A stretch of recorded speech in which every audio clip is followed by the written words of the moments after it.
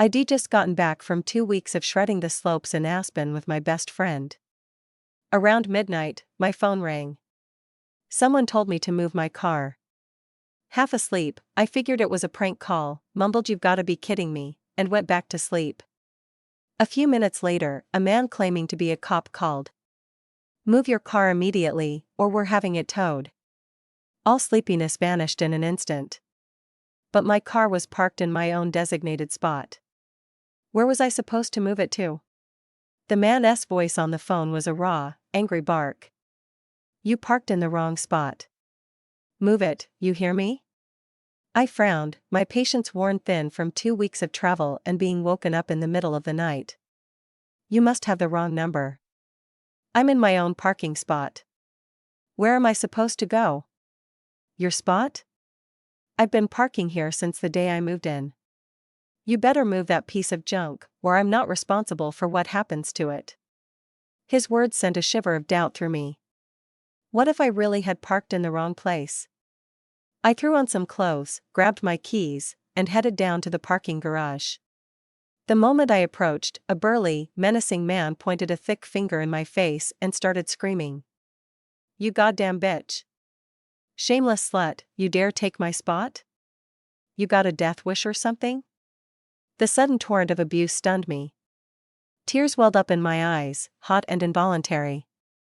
But then I looked up and saw the number painted on the concrete wall, B3502. My spot. A wave of humiliation and rage washed over me. "Say that again," I said, my voice shaking. "Whose spot is this?" The man's fleshy jowls quivered with fury, his finger still aimed at me like a weapon. Spittle flew from his mouth, landing just inches from my feet. "Are you fucking stupid? Get your piece of shit car out of my spot, now. Don't think I hit you just because you're a woman." His sheer belligerence ignited my own anger. "Watch your mouth. And for the record, this is my spot. I'm parked here legally. Why should I move?" He sneered, his eyes bulging. "Screw you, you worthless cunt. I'll say whatever I want. Now move the damn car before I smash it to pieces." I clenched my jaw, tears blurring my vision. "I told you, this is my spot.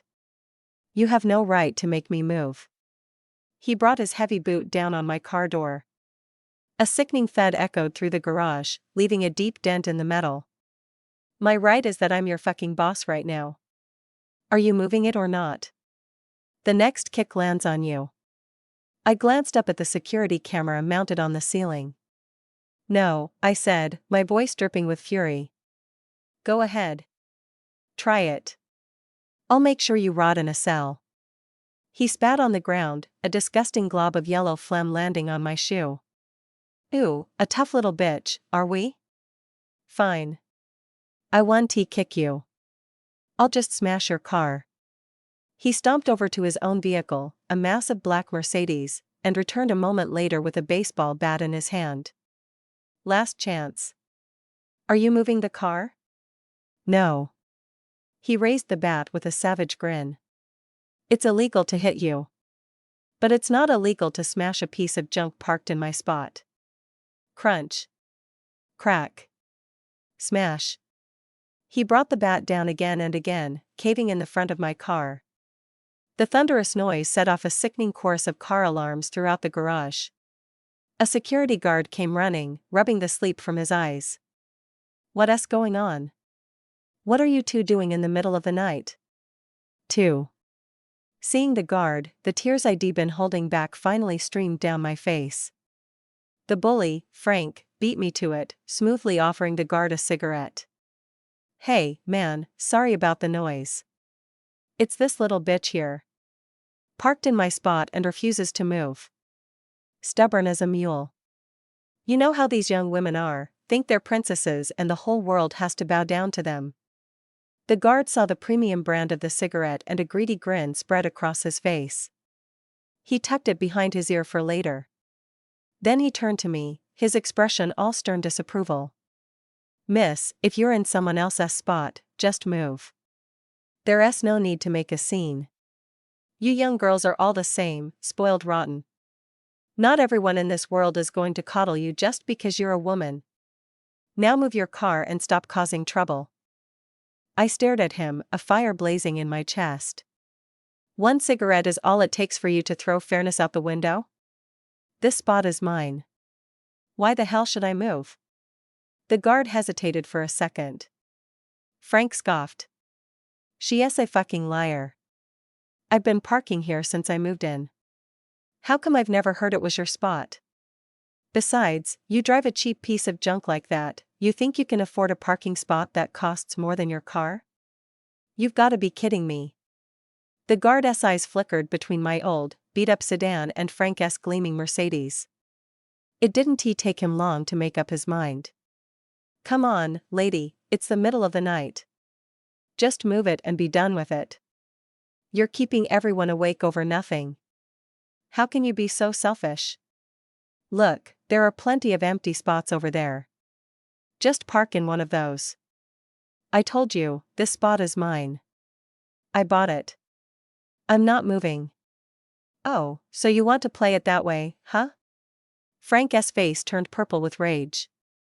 He raised the baseball bat again. You asked for this. I'm going to turn this heap of scrap metal into a fucking pancake. With a roar, he began smashing my car with a terrifying, relentless fury. I just stood there and watched, my face a cold mask. He went on for a full half hour, until there wasn't a single panel on my car left undamaged. Hello, I need to report an assault. Someone just destroyed my car and... I had just raised my phone to my ear when the baseball bat swung through the air and connected with the side of my head. For a second, I couldn't breathe. My world went silent, replaced by a high-pitched ringing. Something warm and wet trickled from my nose. I touched it. Bright red blood. Frank froze, his eyes wide with panic. He dropped the bat. God damn it, my lucky day. Fine, don't move it. Fucking bad luck, wasting my time. The world swayed around me. I slowly crumpled to the ground. The sounds around me seemed muffled, trapped behind a thick wall of glass. The guard waved a hand in front of my face. Miss? Miss, are you okay? When I didn't respond, he panicked and ran. I pulled out my phone and dialed 911, then called for an ambulance. 3. When the police arrived, I vaguely remember trying to explain what happened. Then, I blacked out. When I woke up, it was noon the next day. The doctor told me I had a severely perforated eardrum. The tear was so large it would require surgery to repair. I also had a concussion and needed to rest. After the doctor left, 2 police officers came in to take my statement. Didn't I tell you everything last night? I asked, confused. The officer shook his head. You were mostly crying and just kept saying a big man hit you. We didn't get any other useful information. And the security camera for that area was broken. My heart sank. The management in my building was usually pretty good about maintenance. How could the camera just happen to be broken? Was it just that one camera? The officer nodded. The property manager thought it was strange too, but that's the situation. Do you know the man who attacked you? I shook my head. Wait. There was a black Mercedes parked next to my spot. It belongs to him. Maybe you can identify him through the car. Okay, we'll look into it. Is there anything else? I remembered the security guard. I told the police everything. 4. A few days later, the police informed me they couldn't find the Mercedes in the garage. They couldn't find the security guard either. Are you sure you remember correctly? One of them asked. I shook my head. How could I forget? The events of that night were burned into my brain. They replayed in my nightmares, waking me up in a cold sweat. 2 weeks later, I was discharged from the hospital. The first thing I did was go to the property management office. Who was the security guard on duty for Building 7 on the night of July 8th? A young woman with a bob cut helped me. She checked the records. That was Leo. Do you need to see him? Yes, I nodded. A few moments later, a slightly overweight man walked in. You were looking for me, ma'am? I looked at him, and my stomach dropped. It wasn't him. The guard that night had been tall and skinny, with sly, calculating eyes. Were you the only one on duty that night? The man looked annoyed. One guard for the night shift isn't enough? What is this about, anyway? The cops have already asked me 8 times. I lowered my head and mumbled an apology. I walked out of the office, feeling completely defeated. Just as I was leaving the building, I saw him. The bully. The man I had been searching for. I calmly dialed the detective in charge of my case and began to follow him, keeping my distance. I waited for him to get on an elevator, then watched the numbers light up. Luckily, he was the only one inside. The elevator stopped on the 18th floor. Our building has 2 apartments per floor. It wouldn't be hard to find him. The police arrived shortly after. We went up to the 18th floor and knocked on the first door. An elderly woman answered. After a few questions, she confirmed she was home alone. That meant he lived in the other apartment. My heart pounded as I pressed the doorbell. It rang and rang, but no one answered. My hope began to fade. Unwilling to give up, I held the button down, letting it buzz incessantly. Finally, there was a noise from inside. Who the hell is it? In such a goddamn hurry to die? Ringing and ringing, you got a problem. The door flew open. The man froze when he saw us. He recovered quickly, a greasy smile spreading across his face. Officers. What can I do for you? Where were you at 3:30 a.m. on July 8th? The man, Frank, scratched his head, putting on a look of simple-minded confusion. I was at home, sleeping. Why? Did something go missing? Was there a murder? The officer's face was grim. Can anyone verify that? Frank was smug. Sure. My wife. He yelled into the apartment. Honey, come out here. The police have some questions. We're law-abiding citizens, gotta cooperate, right? As he spoke, he shot me a look of pure, unadulterated triumph. Coming. A woman, just as large as Frank, emerged from the apartment. What's wrong? My husband was home with me all night. We haven't even asked a question yet, the officer pointed out. How do you know what we're here about? 5. Frank's wife froze for a second. The color drained from his face. Then she laughed, a little too loudly. Oh, I heard you from the other room. Weren't you asking where he was on the night of the 8th? What happened? I couldn't hold it in any longer. I pointed at Frank, my voice shaking with rage. Stop pretending. You're the one who called me in the middle of the night, and when I wouldn't move my car, you smashed it to pieces and hit me with a baseball bat. You ruptured my eardrum. Frank clicked his tongue. TSK, TSK. Oh my, who would do such a terrible thing to a young lady? That's just awful. I feel for you, really. Too bad we can't find the guy who did it. His wife was even worse, rolling her eyes at me with contempt. Listen, girl, I'm not trying to be mean, but why did he hit you and not someone else? Maybe you should think about what you did wrong. Sometimes, if you're not such a bitch, you don't get hit. She covered her mouth in mock surprise. Oh, sorry. I'm just a little too honest. No offense. The officer glared at her. Are you certain your husband was home at 3 a.m. on July 8th? This is an official inquiry, and we are recording. Lying to an officer is a crime.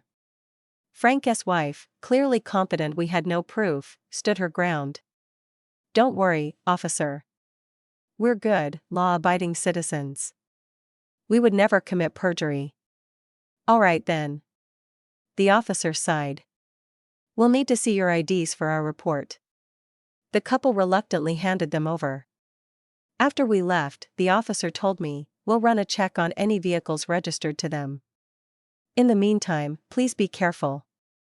I nodded weakly, all hope draining away. Even if they found the car, what then? People like them would never admit to anything. But a bitter sense of injustice churned in my stomach. Was the victim supposed to just take it, while the attacker walked free? Agitated, I found myself walking down to the parking garage. I stared at the mangled wreck of my car sitting in its spot, a heavy weight pressing down on my chest. It wasn't an expensive car, and it was a few years old. But I could never bring myself to replace it. I had saved for so long to buy it after graduation.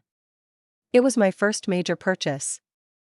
Even later, when I had enough money for a house and a much better car, I couldn't part with my old partner, the one that had been with me from the very beginning.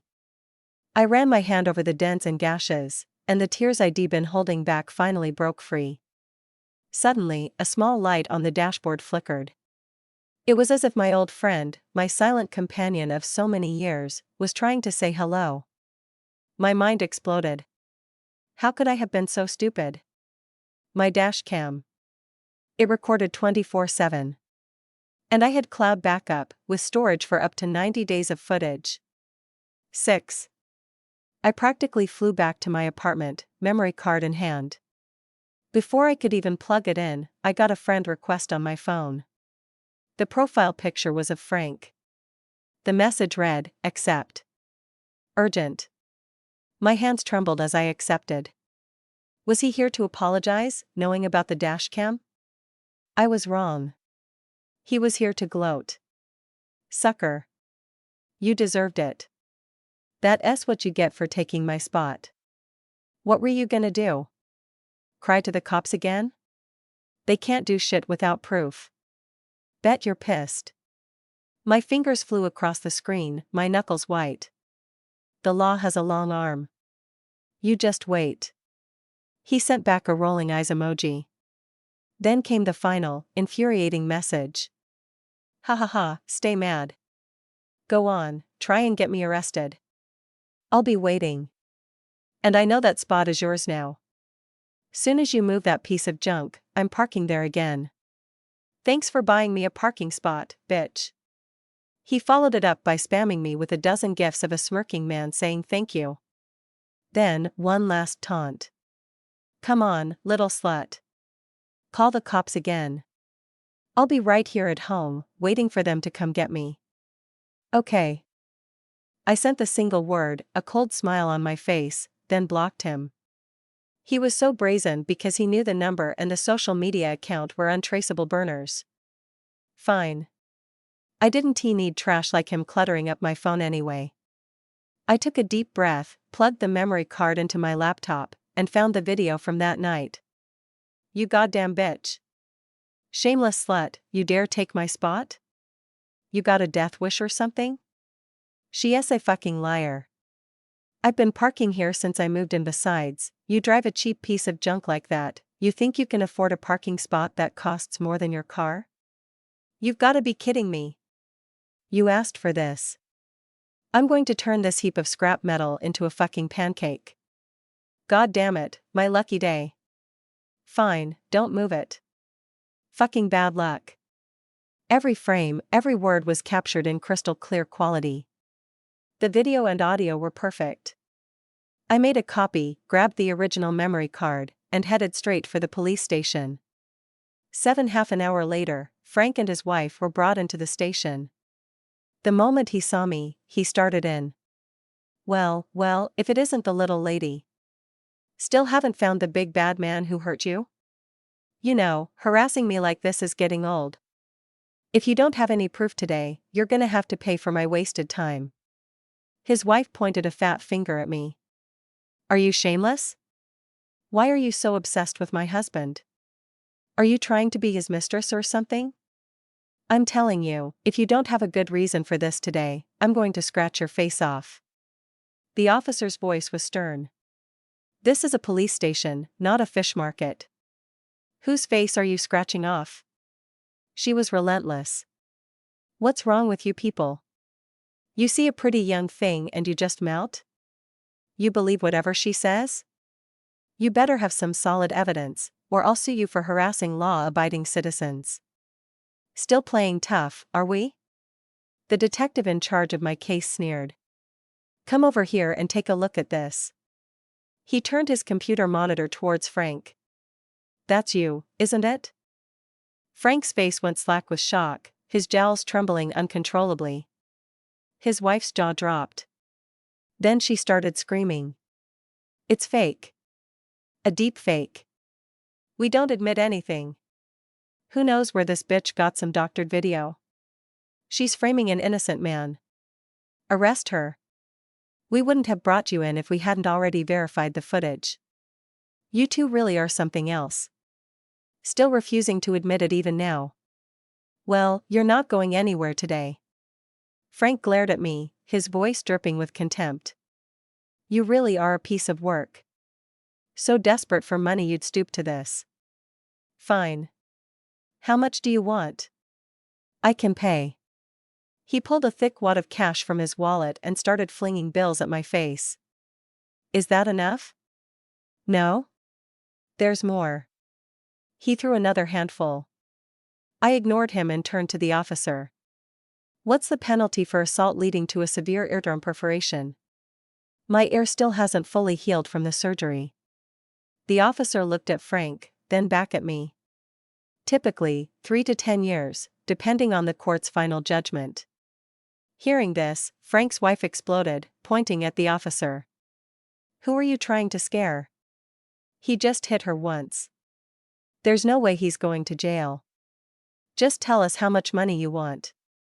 We can afford it. I laughed, a cold, sharp sound. Oh, I'll take the money. And he'll go to jail. It's the price he has to pay. You want to die? Frank raised his fist, but before he could take a step, he was slammed against a desk by 2 officers. What do you think you're doing? This is a police station. The satisfying click of silver bracelets snapping around his wrists seemed to drain all the fight out of him. I want a lawyer, he snarled, his eyes locked on me. The best lawyer. That's your right. But from now until the end of your case, you'll be waiting in a holding cell. His wife shrieked, on what grounds? Why are you locking up my husband? The detective raised an eyebrow. Oh, right. I forgot about you. Perjury and obstruction of justice. That carries a sentence too. You can go with him. The woman's mouth opened, but no sound came out. She looked like a fat chicken with its neck being squeezed. A few days later, Frank sent someone to see me. Miss, I'm here on behalf of Frank Miller. He knows he was wrong. He wants to know how much your medical bills were. He'll cover everything. He's legally obligated to cover everything, including the damage to my car. That has nothing to do with him being sorry. After the incident, I'd done my research and consulted a lawyer. In a case like this, I could pursue both criminal and civil charges. He wasn't getting away with anything. The man gave a weak smile and pulled a document out of his briefcase. A settlement agreement. Look, if you could just sign this, we can put this whole thing behind us. I pushed it away. Let me ask you something. If someone took your parking spot, then beat you so badly they ruptured your eardrum, would you just put it behind you? Hey, he sighed, switching tactics to emotional blackmail. Look, Frank's not a bad guy, he just has a short fuse. And honestly, they're not well off. They may look big, but that's all they've got. An idea sparked in my mind. I decided to test a theory. Not well off? He drives a Mercedes. Oh, that's not his. He's just a driver for his uncle. Even the apartment, they just rented it a few months ago. Please, just give him a break, can't you? So that's why the police couldn't find the Mercedes. It wasn't his. But I was still curious. How did he get it out of the garage without being seen? How did they get the car out that night? I pressed. He realized I was fishing for information and quickly changed the subject back to the settlement. Come on, miss, be reasonable. Frank has 2 kids back home. If you press charges, their lives will be ruined. Do you really want to be responsible for 2 kids not being able to go to a good college or get a government job because of you? My face hardened. Don't you dare try to guilt trip me. I'm young, not stupid. If his kids' futures are ruined, it's his fault, not mine. You can leave now. We have nothing more to discuss. Why are you being so difficult? Now I see why Frank hit you. If it were me, I might have. Get out. My eyes were like ice. I should have known. Birds of a feather flock together. He's scum, so why would his friends be any different? I hope someday someone takes your parking spot and then assaults you.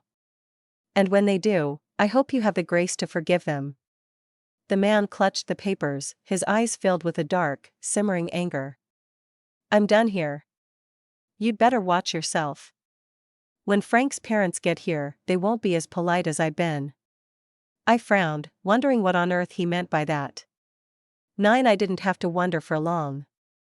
The next morning, Frank's parents were at my door, his 2 young sons in tow. The second I opened it, the grandmother shoved the 2 boys inside. Come on, Timmy, Kevin, from now on we live here. This evil woman sent your mom and dad to jail, so now she has to raise you. Honey, she yelled to her husband, bring in the bags. We'll live here too. This little whore can take care of us in our old age. This is my home. Who let you in?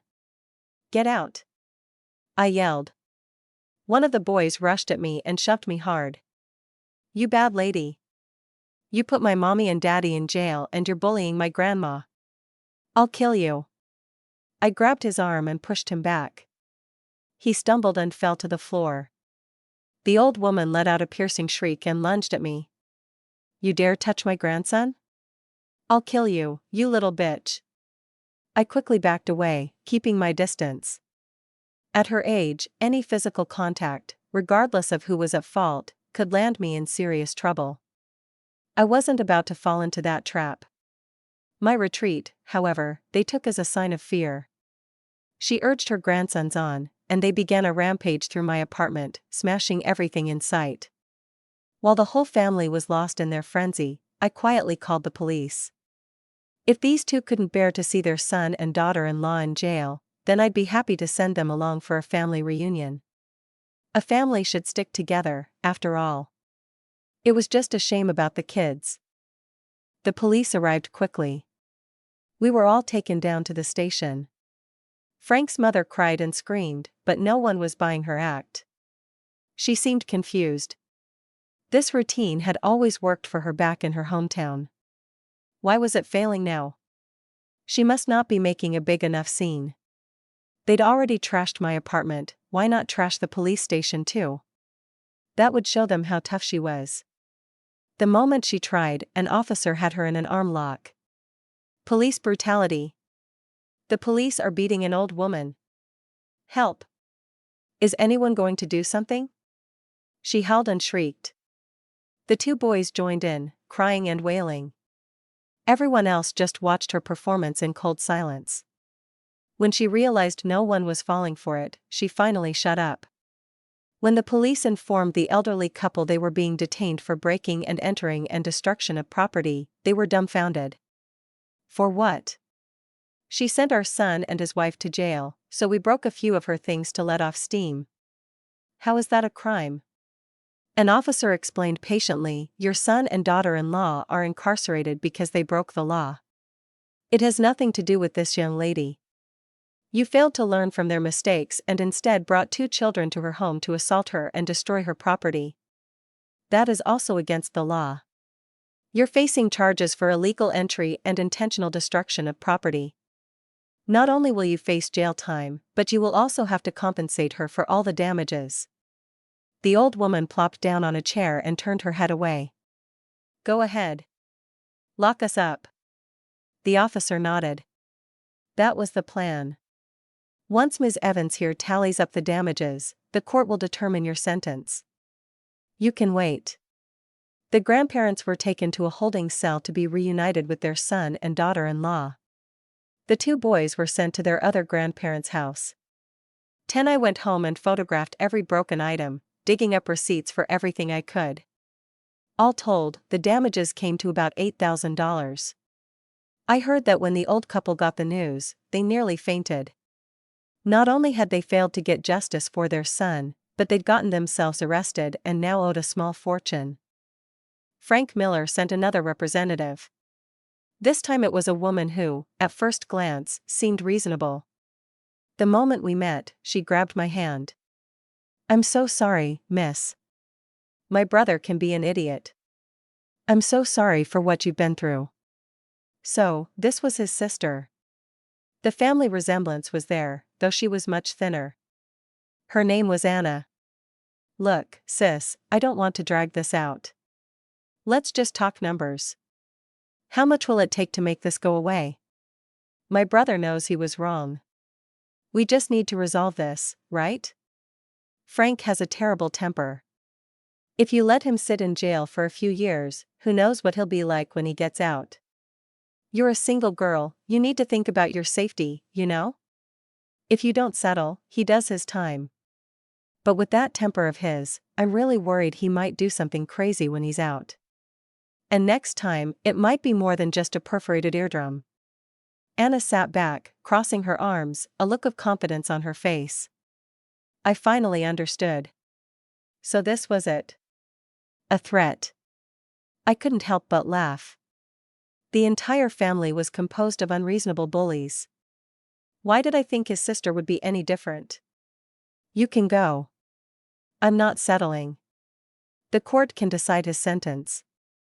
As for the money, I want every penny I'm owed, and not a cent more." Anna frowned, annoyed. "Come on, don't be like that.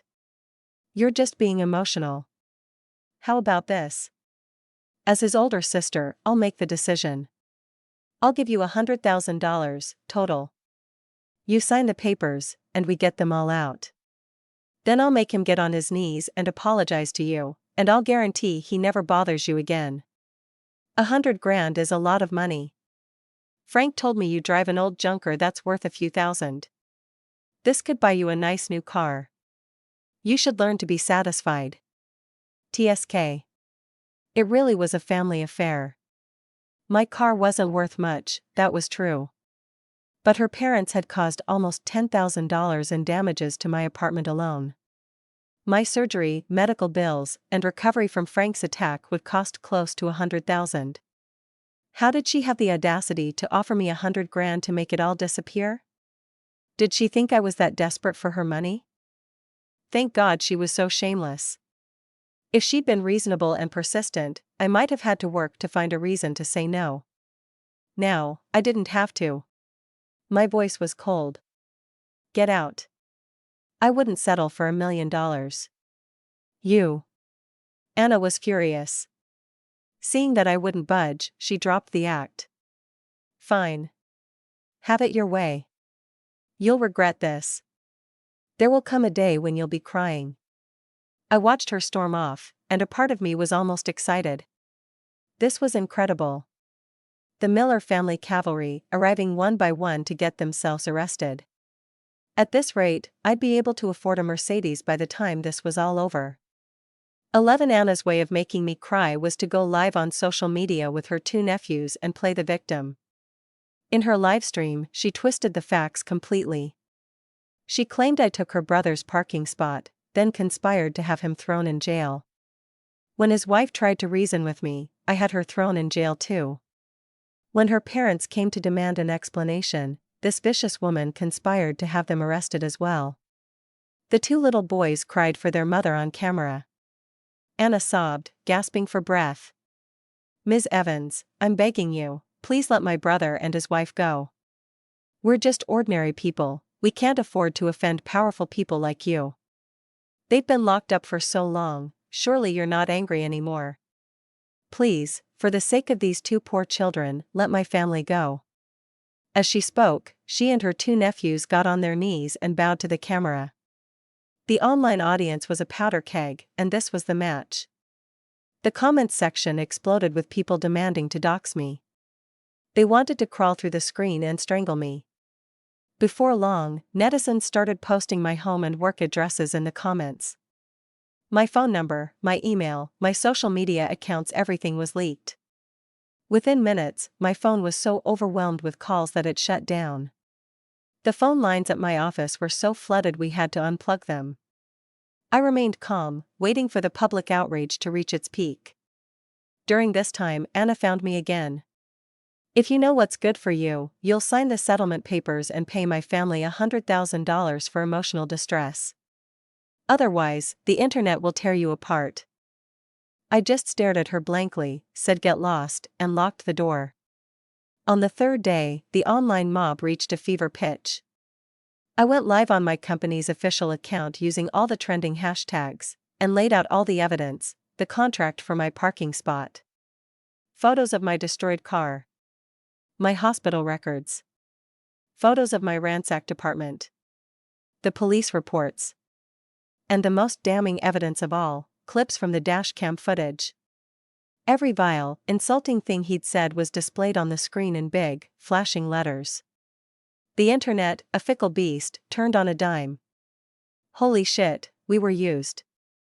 I knew that guy looked like a scumbag. Who takes someone's spot and then has the nerve to demand they move? Yeah, acting like he's some kind of gangster. What kind of fucked up logic is that? If he parks in her spot, it becomes his? Someone tell me where he lives, I'm gonna go live there for a while. By the time he gets out of jail, his house will be mine. Dude, you're brave. What if he smashes your head in with a bat? Public opinion is a double-edged sword. A powerful weapon that can easily backfire. Not only did Anna fail to force me into submission, she ended up destroying herself. The internet mob didn't just dox her, they doxed her husband, and even her uncle, the one who owned a company. Anna and Frank's uncle was the most successful person in their family, the source of all their arrogant entitlement. His business had already been struggling for years. Now, thanks to his disaster of a nephew and niece, he didn't have to struggle anymore. The public backlash drove him into bankruptcy. The old man sold what was left of his company, took his money, and completely cut off all ties with Frank's family. The rest of their relatives had only been nice to them because of the uncle. Now that he was broke and had disowned them, they wouldn't lift a finger to help. They were lucky if they didn't get kicked while they were down. A few months later, the case went to trial. Frank sobbed, begging me, Ms. Evans, I know I was wrong. Please, forgive me. I don't want to go to prison. I'll give you whatever you want, just agree to a settlement. I have 2 kids to raise, I can't go to jail. The judge asked if I was willing to settle. I shook my head. I just want justice. He wasn't sorry he did it. He was only sorry he had to face the consequences.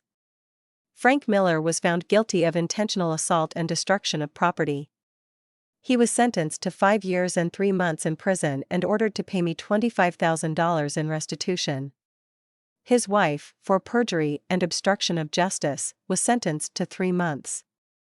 His parents were ordered to pay me $10,000 for property damage and emotional distress and were detained for 15 days. His sister, Anna, for defamation and inciting harassment, was sentenced to 2 years and 3 months and ordered to pay me $3,000 for emotional distress. Her husband filed for divorce shortly after. I wonder if Anna regrets it. I just feel sorry for Frank's 2 kids. Then again, with parents like that, they were bound to go down the wrong path.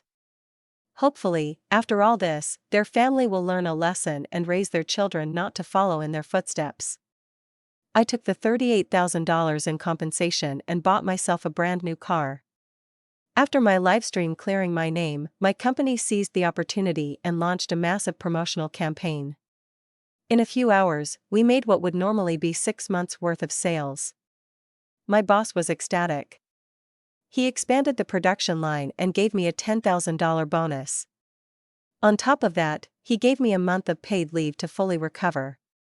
I took the money, got in my new car, and went on another month-long vacation with my best friend. When I got back, there was a new property manager. It turned out the old manager was related to that security guard. They had taken money from Frank, tampered with the security footage, and shown him how to leave the garage through an unmonitored service exit. The new manager and his team came to my apartment to apologize. As a gesture of goodwill, they waived my property fees for a year and increased the number of security patrols at night. After this whole ordeal, I changed. I was no longer the fearless, headstrong person I used to be. At the time, all I cared about was being right. I never considered the danger I was putting myself in. I was lucky Frank had a baseball bat. If it had been a knife, I might not be alive today. If that bat had hit me at a slightly different angle, with a little more force, the outcome could have been catastrophic. I warn all my female friends now, no matter what happens, don't get so caught up in winning an argument that you forget what's most important. Your safety comes first. A year later, my ear had fully healed. But on overcast days, there's still a dull, muffled ringing. It's like a constant reminder not to be reckless. Even when you're in the right, the person you're dealing with might not care about what's right. The prerequisite for defending your rights and seeking justice is, first and foremost, protecting yourself.